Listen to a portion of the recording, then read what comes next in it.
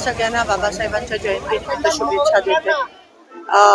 हा दिवस खूप महत्वाचा आहे आपल्या सगळ्यांसाठी आणि बाबासाहेबांचे विचार ते आपल्या आयुष्यात हे जन्मालापासून ते शेवटपर्यंत असायला पाहिजे. ते केवळ जयंतीपुरती नाही. हा संदेश बाबासाहेबांनी दिलेला आज खरं तर बाबासाहेबांची जास्तच आठवण येते आणि त्यांचे विचार आज जास्त लागू आहेत. कारण का आज कुठेतरी या देशाला च्या लोकशाहीला खूप मोठा खतरा निर्माण झालाय. संविधानाला खूप मोठा खतरा निर्माण झालाय. संविधान बदलण्याचा च्या गोष्टी हे सत्ताधारी भाजपकडून होत आहेत. बाबासाहेबांना न मानणाऱ्या गोष्टी या ठिकाणी सत्ताधाऱ्यांकडून होत आहेत.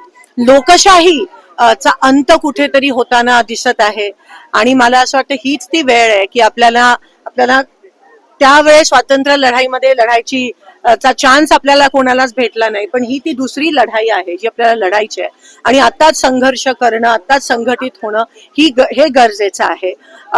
जात पात धर्म सगळं बाजूला ठेवून ह्या लोकशाही टिकवण्यासाठी, संविधान टिकवण्यासाठी मला असं वाटतं आता काळाची गरज आहे आणि तीच खरी श्रद्धांजली आहे. तेच खरं जयंती साजरं करणं मला असं वाटतं होईल.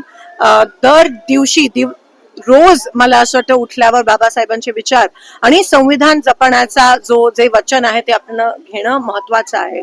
उद्याच 3 दिवसाचं संसदीय सत्र आहे महिला आरक्षणावर. पण महिला आरक्षण हे 23 मध्येच काँग्रेस पक्षाने सपोर्ट देऊन पारित केलेलं. त्याच्या आधी 73 आणि 74व्या अमेंडमेंट नुसार आपण पंचायत आणि महानगरपालिका आणि नगरपालिकामध्ये महिला आरक्षण 50% आणलं आणि 2023 मध्ये जेव्हा या लोकांनी अमेंडमेंट आणली की 50% महिला आरक्षण हे पार्लमेंटमध्ये आणि विधानसभेत झालं पाहिजे.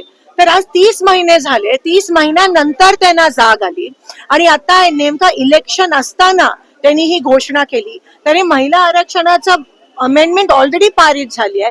हे त्यांना डिलिमिटेशन त्या ठिकाणी आणायचं आहे, सेन्सेस त्या ठिकाणी आणायचं आहे आणि हे किती असंविधानिक आहे. कारण का डिलिमिटेशन होण्याच्या आधी सेन्सेस होणं गरजेचं आहे. म्हणून एकंदरीत हे ज्वलंत उदाहरण आहे किती असंविधानिक हे काम करतायत आणि ऑपोजिशनला न घेता खरं तर हे अशी बिलं पारित होण्याच्या आधी पूर्ण देशभरात एक चर्चा झाली पाहिजे. पण चर्चा होत नाहीये. मोदीजी एकच ओपेड घेत आहेत. संमेलन एकतर्फी सगळं चाललंय. एकतर्फी जेव्हा होते तेव्हा लोकतंत्र नसतं. जेव्हा संवाद होतो त्यालाच लोकतंत्र म्हणत असतात.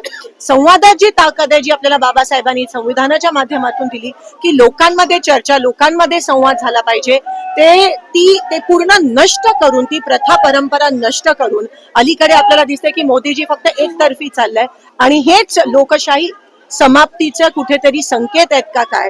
पण जोपर्यंत बाबासाहेबांचे विचार आहेत, जोपर्यंत आम्ही सगळे आहोत, जोपर्यंत काँग्रेस पक्ष आहे, बाबासाहेबांवर विचार करणारे लोक आहेत, तोपर्यंत आपण हे होऊ देणार नाही.